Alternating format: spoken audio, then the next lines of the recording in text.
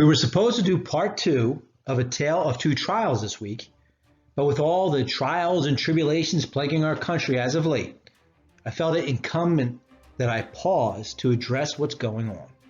In fact, before we are through, it will be obvious why I had to address current events and not hide my head in the sand, pretending that those who do aren't part of the problem. You see, I have an inside, and some will argue biased, perspective, because I spent 26 years wearing a badge and the last few wearing a clerical collar, symbolically at least. Those who've watched know I don't do any ecclesiastical vestments, but you get the drift. I must admit that watching everything which has transpired recently, I am terribly ashamed of those with whom I share a calling. I hold one of those groups responsible for our current plight. If you've been watching the news and tracking social media, it should be obvious to you who I must mean.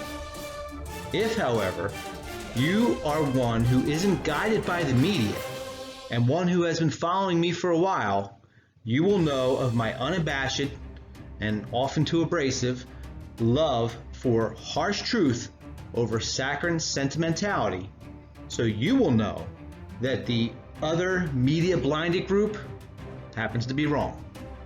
The group I hold responsible for this current turmoil, the group whom I declare as shirking their God-ordained role in our community, is not the police, it's the pastors. I don't know if you want to blame Arminianism, Albert Finney, or the seeker-sensitive church movement today, which is all about getting people to make a decision for Christ and resembles self-esteem pop psychology more often than it does John the Baptist yelling harsh realities from a rocky hillside, which got him thrown in jail, or if it is just the basic human desire to be liked and thought well of. But I am disgusted at all the pastors I've seen this week completely discarding truth for the sake of peace. Now, I don't agree with it, but I could see that I guess an argument could possibly be made for lying if it actually would achieve peace. But as I will cover today, their propagation of a terrible libel will not result in peace.